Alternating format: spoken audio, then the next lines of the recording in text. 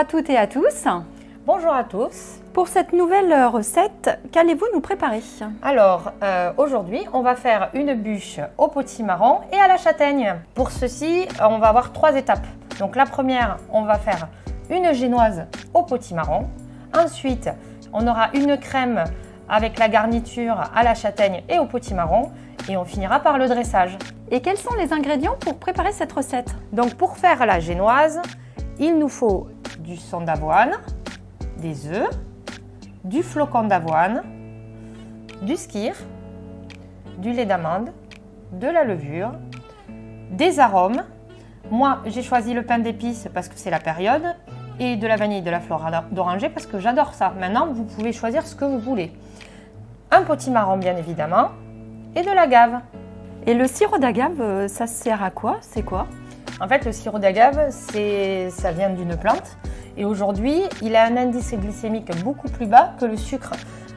Faut savoir que c'est la moitié dans une recette. Donc, du coup, c'est la moitié de sucrant. Donc, c'est meilleur pour les gens qui ont notamment du diabète ou qui font attention à leur ligne. Du potimarron dans une bûche, c'est original. Ils viennent d'où ces potimarrons? Alors, ce potimarron, il vient du magasin des fermiers du Marais Poitevin à Ferrières. Ils ont de super produits. Moi, quand je fais mes recettes, c'est là-bas que je me fournis et ils nous ont mis tout à disposition. D'ailleurs, pour le restant des ingrédients, je travaille particulièrement avec le magasin L'Eau Vive. Vous en avez 2, un à Angoulins, un à Pulboro. Les équipes sont super, vous pourrez demander n'importe quoi, ils seront à votre service. Le potimarron, comment on le prépare? Alors, le potimarron, on va le laisser dans sa robe. On va le couper en deux. On va enlever les graines à l'intérieur. Surtout, gardez-les parce que vous pouvez les faire au four. Ou vous pouvez les utiliser dans un gâteau après les avoir séchés. On va le mettre dans un plat au four, 45 minutes à 180 degrés.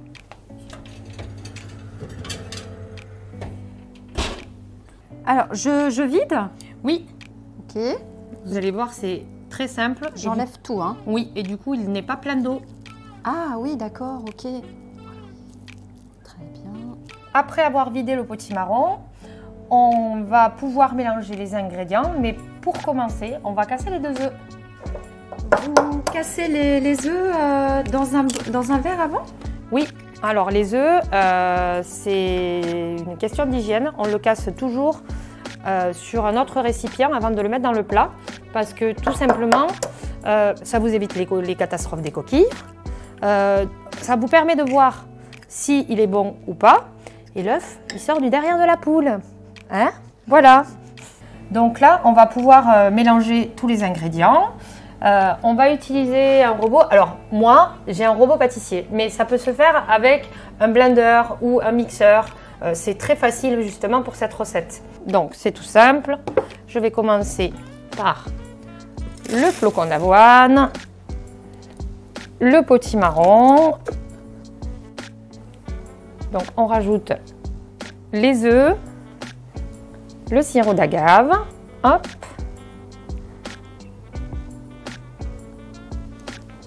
Le skyr, le son d'avoine, un petit peu de lait d'amande, pas tout, on en garde au cas où, ma levure et mes arômes. Et là, je laisse tourner pendant 2 minutes, le temps que tout se mélange.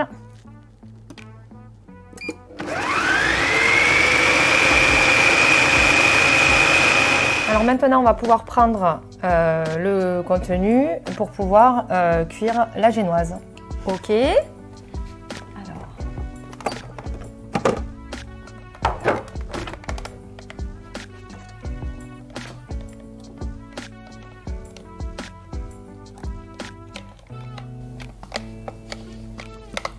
Alors maintenant, on va passer à la cuisson. Donc, moi, j'utilise cet appareil-là parce qu'il fait plein de choses. Et j'ai découvert qu'on pouvait faire de la génoise dedans. Mais vous pouvez aussi prendre un plat en silicone ou un plat classique et la faire au four à 180 degrés pendant 12 minutes. Vous aurez le même résultat. Donc là, qu'est-ce qu'on fait? On va d'abord allumer l'appareil, on va l'ouvrir et on va le graisser.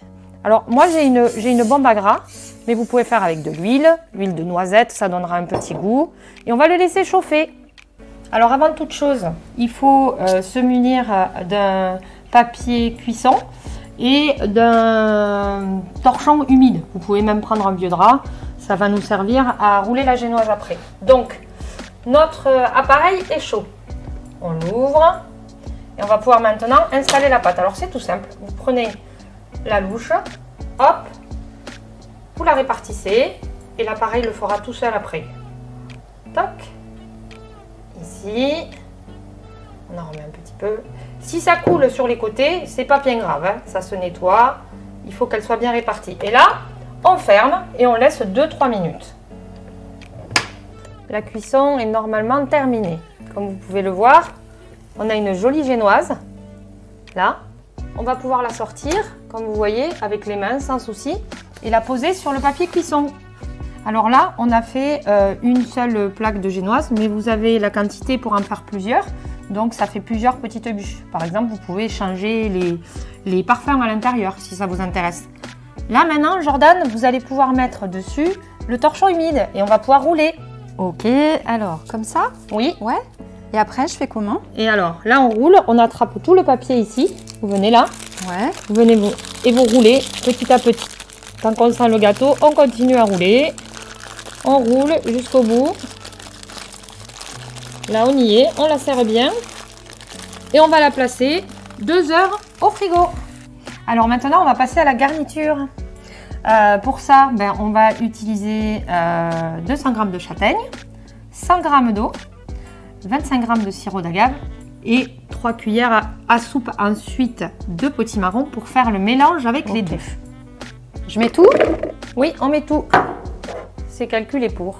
Et là, on a très peu de sirop d'agave parce que la châtaigne, c'est un aliment à indice modéré. Donc, voilà ce qu'on obtient, une purée de châtaigne. L'avantage, c'est que là, vous avez 90% de fruits avec des vraies châtaignes qui viennent du Tarn de Théiette de chez ma tati. Ah. Voilà, donc là, on va mélanger la purée de châtaigne au potimarron. Ok. Donc, voilà ce qu'on obtient. Châtaigne et potimarron, vous allez goûter? Ah bah volontiers. Waouh, excellent. Et ceci, ça va servir à recouvrir la bûche pour la déco.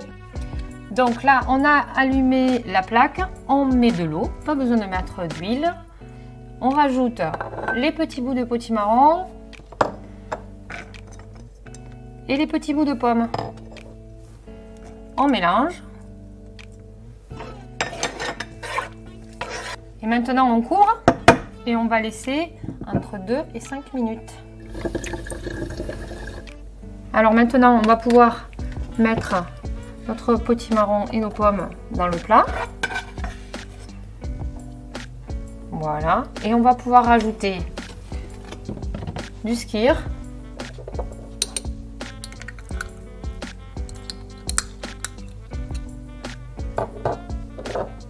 Et notre purée de châtaigne.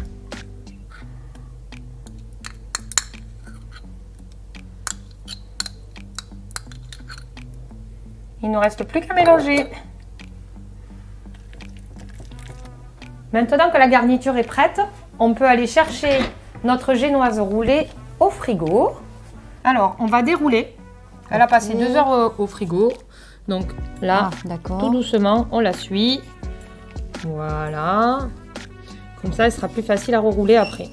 Okay. On la repose bien sur le papier. Et là, on va la garnir avec la châtaigne. Très bien. Donc, je répartis la châtaigne dessus. Ouais. Voilà. En fine couche. Alors ça, c'est selon les goûts. Ouais. Et selon l'indice glycémique de chacun aussi. Parce que la châtaigne, c'est un indice modéré. Donc, c'est selon les goûts. Mais oui, une fine couche. Hop. Ça, c'est pas grave au roulage. Ça se modifie. Il y a des petits morceaux là, c'est pas grave? Non, ça sera bon. D'accord, ok. Très bien.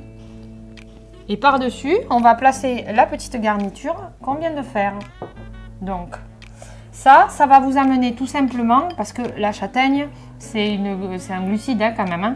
Donc ça va vous amener du croquant et de la fraîcheur. Parce que dans les bûches, on aime bien quand c'est moelleux, mais on aime retrouver un peu de fraîcheur et de croquant. Alors, qu'est-ce qui va permettre de pouvoir la rouler maintenant facilement? C'est parce que avant, on l'a un peu humidifiée On l'a passée 2 heures au frigo. Et du coup, là, vous allez voir, elle se roule toute seule. Regardez-moi ça. C'est pas beau? Donc Jordan, après avoir passé 2 heures au frigo, on va pouvoir lui mettre sa petite robe. On va pouvoir l'habiller pour Noël. Ok. Alors, on prend... J'ai déjà commencé, comme vous voyez, je finalise. Ici, on vient faire ça tout joli pour que ça soit le plus régulier possible. Alors, on est à la maison, hein, on n'est pas dans un... Donc, vous faites avec les ustensiles que vous pouvez, vous lissez. Si vous avez la fourchette avec le dos, ça peut faire l'effet d'un bout de bois. C'est aussi joli. Là, on vient bien la mettre ici. Chose importante en fait, avant de mettre dessus, vous la parez. C'est-à-dire que vous coupez les bouts pour que ça ne dépasse pas et qu'on puisse bien mettre la crème. D'accord. Bon, ben maintenant que notre bûche est montée, on peut passer à la déco. Alors, on a des petits objets. On peut mettre des petits bouts de chocolat. Nous, on va rester simple. Je vous laisse... Ok. Alors, des petits Pères Noël. Hop. Vous pouvez y mêler les enfants, hein, c'est sympa, toujours à cette étape-là. Ça leur fait toujours très plaisir. Ça va peut-être faire trop. Ouais, un au milieu et je pense qu'on sera bien. Super. Merci à tous de nous avoir suivis et à bientôt pour une prochaine recette de Violette. Et surtout, n'hésitez pas à commenter et à nous donner des idées pour qu'on puisse réaliser aussi vos recettes.